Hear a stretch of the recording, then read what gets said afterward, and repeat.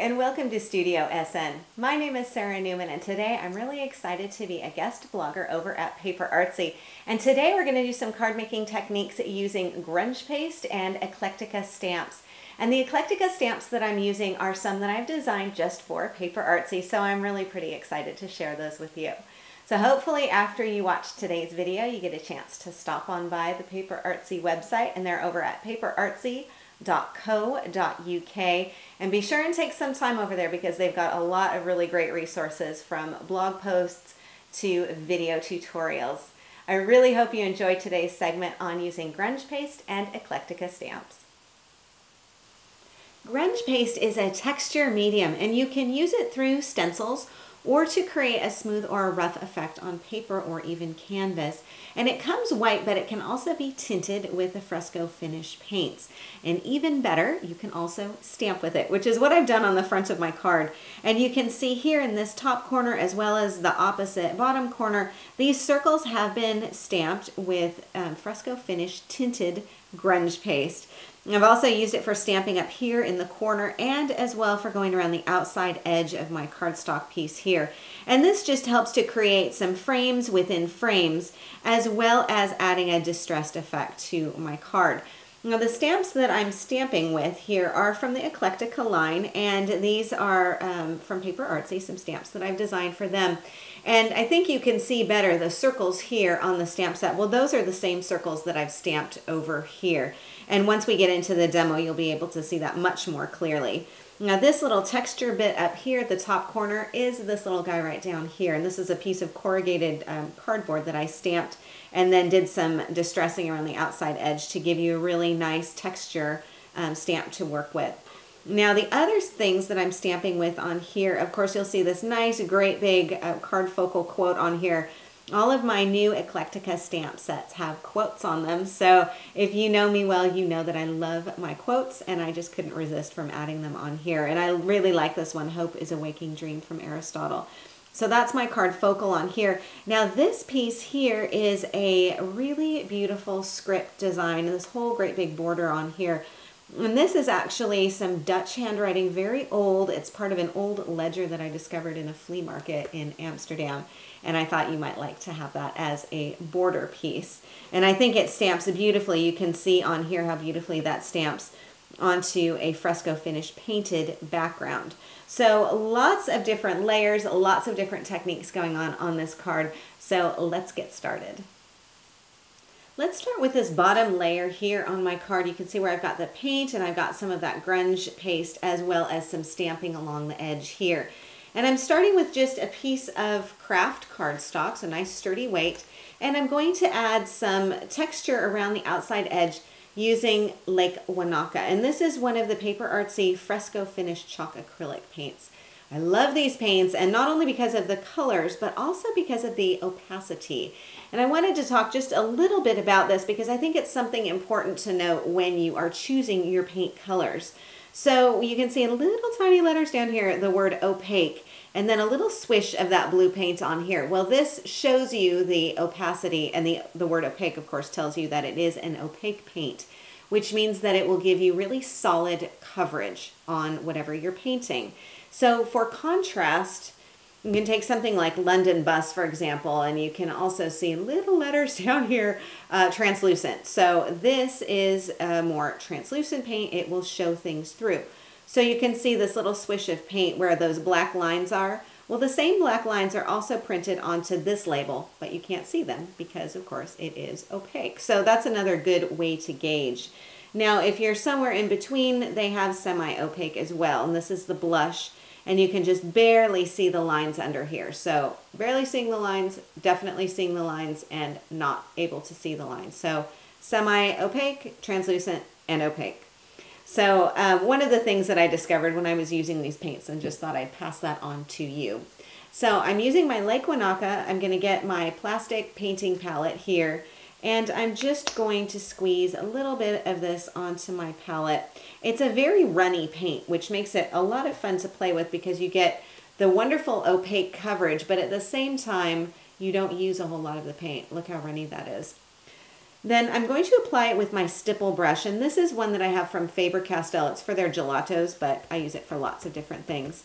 And I'm just going to tap this on here and then drag it along the edge of my cardstock, all four sides, to create a frame.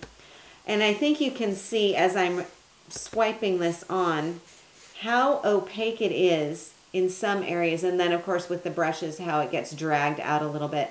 But it is a very matte paint. It is a very high level of opacity, which makes it really nice. Beautiful coverage.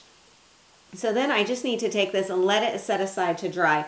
While this dries, I'm going to grab a piece of white cardstock and do the same thing here. So again, just going around all four sides and really getting a nice frame along the outside edges. And then I can hold this up so that you can see and lift it off from that white background a little bit. So I've got my white piece and then I've got my craft piece, and then I can start stamping. I want to add a little bit of texture and dimension using this big, beautiful script stamp. So I'm going to go ahead and stamp that using the Jet Black Archival ink, and this is from Ranger. This is one of my go-to black ink pads. I use this for almost everything, and it works beautifully in combination with detailed stamps like this. So I've got my script stamp mounted up onto one of the Flexi blocks from Paper Artsy, and I like this because I think you can see how thin it is. It's nice and lightweight, but it works beautifully with big stamps like this one. So you can see in proportion to my hand, it's quite a large stamp, and sometimes when you get those really big blocks, it becomes a bit of an unwieldy process. So I like the lighter weight of these. So I'm just going to position my cardstock here on a piece of scrap paper because I'm going to be stamping off the side. And then I'll just go ahead and ink up my stamp. And then go ahead and position this down here on the side. Going off the side, press that down firmly. Always make sure that you put your big stamp in the middle of your block so that you get equal leverage. And then I'm going to lift that off, and I think you can see how beautifully detailed that stamp is and how nicely it stamps even onto the painted area there.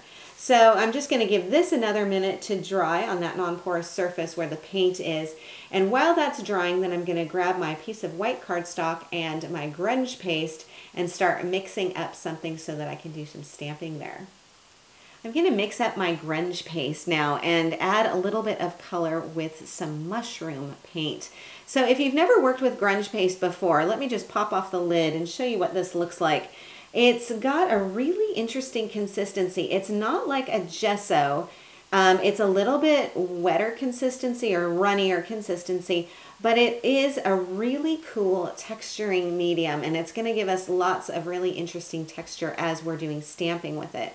So I'm just going to kind of mix this up a little bit and get some of this onto my high-tech palette here, just a little bit of it. And using my palette knife, this is really the best tool I've found for working with the grunge paste. Then what I'm going to do is make sure to put the lid on right away because this dries really quickly and I don't want it to dry out. So I wanted to tint this with a little bit of color. I like kind of the off-white sort of natural color of it, but for this I wanted to tint it with mushroom. Now mushroom is an opaque paint, as you notice down here at the bottom. What I found with this paint is that it is the one that I use the most often, and it's kind of surprising because it's not a particularly bright or notable color, but it is super, super versatile. So let me show you. It's kind of almost a pink pearly color, but it's got a little hint of purple in it or rose. It's just a really unique color and very interesting.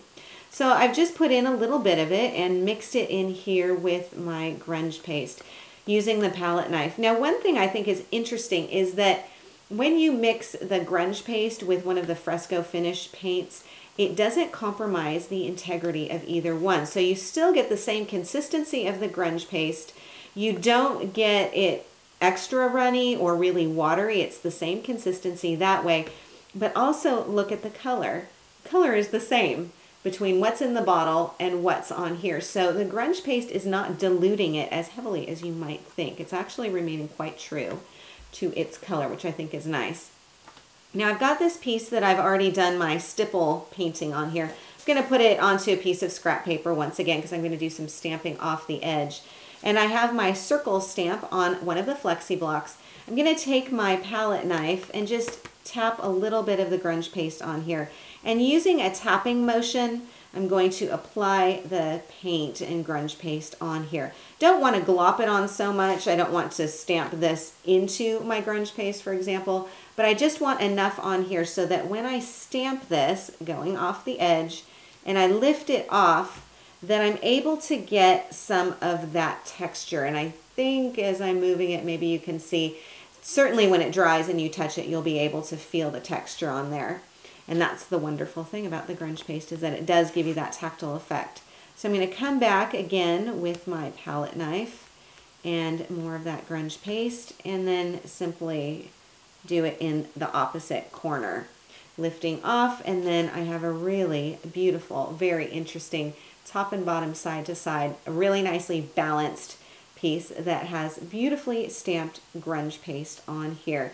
Now, one thing that I want to point out, I'll set this aside to dry, but you'll notice on my stamp, I still have a lot of that grunge paste on there. It's not good to let this dry. Remember, the grunge paste does dry really quickly. So what I like to do is keep a shallow bucket or container of water on hand.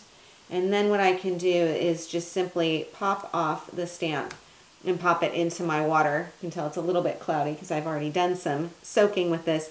And then when I get a chance, I can go ahead and wash that off, but I don't have to worry too much about it drying on there. So then I'm going to go ahead and use the rest of my grunge paste to add a little bit more stamping and dimension onto my other piece of paper.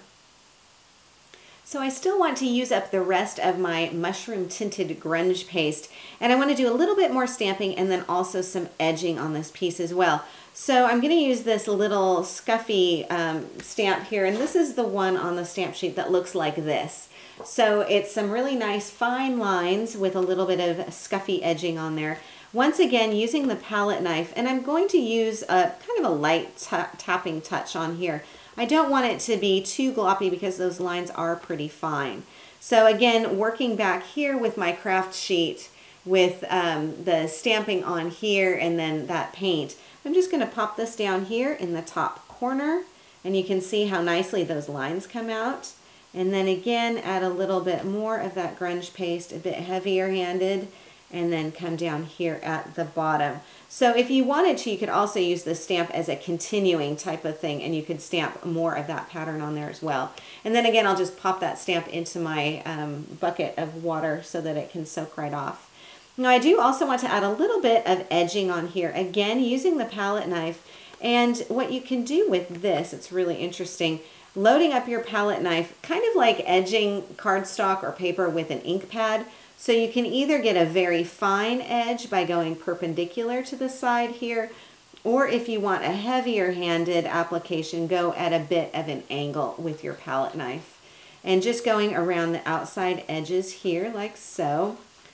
All four sides, going to kind of come around here and maybe get a little bit more. Again, you can add as much or as little as you want to. And being careful not to put my finger right into that grunge paste, come along here. Now again, it doesn't take very long for this grunge paste to dry, but what I like to do is actually pop this up onto something, and then the edges can dry out of the way of anything that it might stick onto.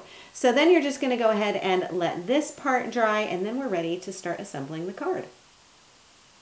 Now that I've got all of my parts and pieces grunge pasted and painted and dried, I can go ahead and assemble my card. And it's a very simple card assembly, as you can see, really just using some black and white cardstock to mat and help each of those layers stand out on their own. So I stamped Hope is a Waking Dream with Jet Black Archival onto white cardstock, and that's really my focal piece. So I've mounted it onto black, and then I used foam tape to attach it to this painted and grunge pasted piece. And I've offset it a little bit because I really wanted these circles to show and for that to be kind of a tactile piece there. And then I put it onto our background craft cardstock with the beautiful script stamp on there, matted that onto white and then onto black. tied a knot in a piece of checked ribbon just to give a little pop of color with that red. And I love red and blue together. I think it looks really pretty. And then pop the whole thing up onto the front of my blank white card. Super easy to do and a whole lot of fun as well. So this is how you can do stamping with grunge paste using the Eclectica stamps and supplies from Paper Artsy. And I want to say a big thank you to the fine folks at Paper Artsy. You guys are amazing. And I hope for those of you who are watching, you can take a few minutes or maybe more than a few minutes once you get going to pop on over to the Paper Artsy website at paperartsy.co.uk. It may take you more than a few minutes because they have got a lot of really cool things and a ton of great ideas and videos as well. So you can pop on over and see their grunge paste, their fresco finish paints, and of course the Eclectica stamps. I really hope you enjoyed today's show. Of course, for more ideas and inspiration, you know you can always stop by my place at SarahNewman.com. If you enjoyed today's video, I'd like to invite you to subscribe to Studio SN on YouTube, where I will keep you updated with new videos every single Wednesday. In the meantime, thank you so much for joining me today, and I will see you again next time.